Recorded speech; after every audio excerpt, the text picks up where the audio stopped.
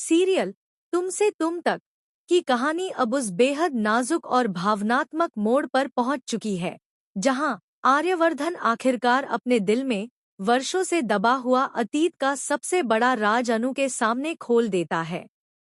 वह अनु को उसी बंद कमरे में लेकर जाता है जहां हर दीवार, हर तस्वीर और हर कोना उसके बीते हुए कल की गवाही देता है।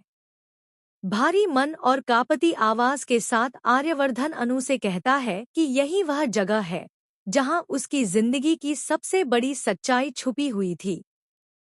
वह उसे एक तस्वीर दिखाता है और बताता है कि यही थी उसकी प्रेमिका राजनंदिनी, जिससे वह बेइंतहा प्यार करता था और जिससे उसकी शादी होने वाली थी।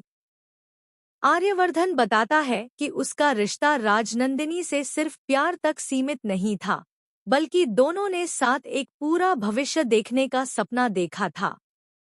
लेकिन किस्मत को कुछ और ही मंजूर था। किसी बहुत बड़े कारण की वजह से दोनों के बीच ऐसा टकराव हुआ जिसने सब कुछ तबाह कर दिया। आर्यवर्धन कहता है कि वह यह सारी बातें एक साथ नहीं बता सकता, बल्कि धीरे धीरे सब कुछ अनु के सामने खोलेगा, क्योंकि यह अतीत उसके लिए भी उतना ही दर्दनाक है।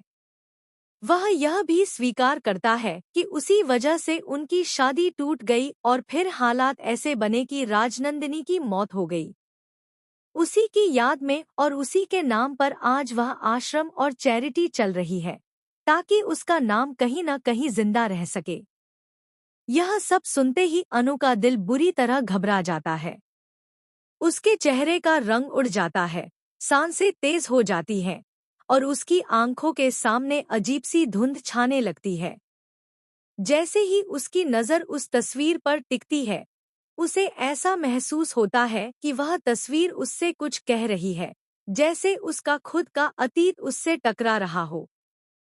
इसी सदमे में अनु खुद को संभाल नहीं पाती और वहीं बेहोश हो जाती है। यह वही पल होता है जब सिद्धि माता की कही हुई बातें उसके ज़हन में गूंजने लगती हैं कि उसके जीवन में बहुत सी मुश्किलें आएंगी, बहुत से इम्तिहान होंगे, लेकिन अगर वह साहस के साथ उन सबका सामना करेगी और अपने अतीत के राज को पहचान लेगी, तो अंत में जीत उसी की होगी और उसकी जिंदगी में एक बार फिर खुशियां लौट आएंगी।